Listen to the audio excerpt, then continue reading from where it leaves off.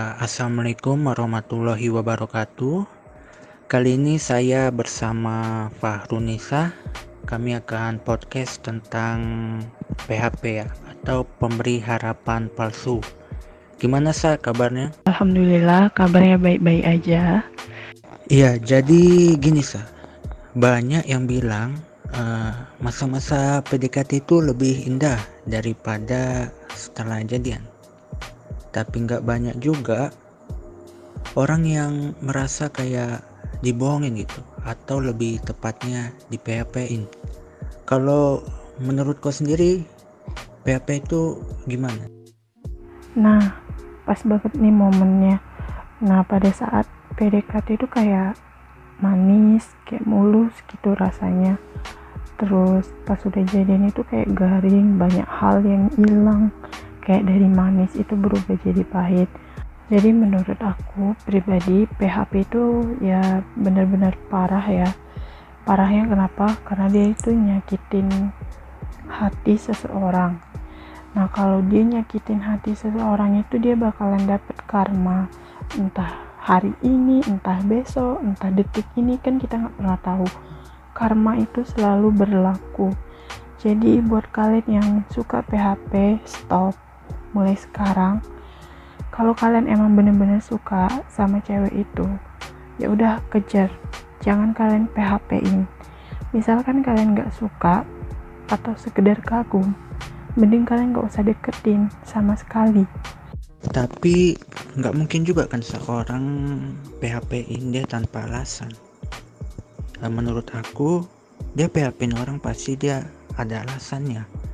Contohnya kayak ilfil, itu yang pertama. Dia menjauh, ataupun dia waktu PDKT ada yang nggak didapatin dari seseorang ini, dan yang dia inginkan ada di orang lain. Akhirnya dia menjauh. Itu mungkin alasan-alasan PHP-nya. Kemudian ada juga dendam. Misalnya dia dendam sama orang lain, di PHP-in sama orang lain, tapi dia malah dendam ke orang yang PDKT ini. Menurut aku itu nggak adil sih ya. Kemudian penasaran. Misalnya dia PDKT udah dekat, cuma penasaran doang, terus ditinggalin cari yang lain. Itu jahat banget sih. Kemudian jangan terlalu berharap waktu saat PDKT. Itu jangan kita terlalu berharap sama seseorang. Kita harus tahu lingkungannya atau orang teman-temannya itu siapa, dia sama temannya itu dekatnya kayak mana, dan kita juga jangan terlalu berharap. Kalau menurutku gimana, itu benar nggak alasan itu, atau kau punya alasan yang lain, orang kenapa dia bisa PHP-in orang? Kalau menurutku, Kalau menurut aku ada benarnya. Kenapa? Karena di siklus perkenalan itu kita harus emang benar-benar tahu gitu orang yang tersebut itu pantas atau cocok nggak buat kita. Nah, di siklus perkenalan ini susah. Kenapa? Karena kan untuk penyatuan antara dua orang pasangan yang berbeda-beda pendapat, beda hobi, kayak beda pola hidup, beda semuanya. Nah, untuk mencari pasangan yang emang benar-benar cocok itu emang susah. Dan yang kedua, nah ada nih, jujur aku pribadi ya, misalkan ada orang yang ngedeketin, kadang aku ada rasa ilfil. Kenapa? Kayak aku gak suka gitu sama orang itu. Ibarat katanya si cewek misalkan dideketin sama cowok, misalkan dia gak suka, dia bakalan nampakin dia itu gak suka sama cowok tersebut. Tapi kalau cowok, dia netral, sehingga si cewek ini gak tahu dia itu PHP atau bukan gitu.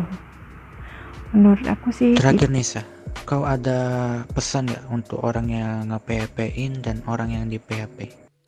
pesan dari aku untuk orang yang suka PHP, mulai sekarang stop. Karena kalau kalian banyak menyakiti hati seseorang, karmanya bakalan lebih parah dari apa yang kalian perlakukan ke orang tersebut. Dan juga untuk orang yang suka mem-PHP-kan orang lain, kalian juga harus stop. Karena orang itu udah berharap banyak kepada kalian, bahkan kayak udah rela berkorban segala macam, tapi kalian PHP-in. Untuk sekarang ini, untuk yang PHP maupun yang suka PHP, mending stop. Kalau menurut aku untuk orang yang di PHP-in itu is okay, nggak apa-apa. Itu jadi pembelajaran buat kalian, pengalaman buat kalian dalam memilih seseorang. Itu membuat kalian jadi dewasa lagi, jadi kuat, tuh jadi orang yang lebih baik lagi maksud saya. Kalau untuk ini bisa jadi pembelajaran dan pengalaman untuk yang di PHP. Oh iya, sedikit tambahan dari aku. Kalau kalian memang udah menentukan pilihan kalian, jaga dia baik-baik. Jangan buat dia kecewa.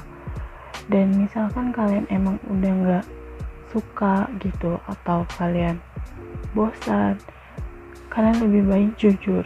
Oke, terima kasih Fahrunisa telah bergabung di podcast ini, telah sharing dan membagi cerita. Semoga kita bisa berbagi cerita lagi di cerita-cerita yang lainnya.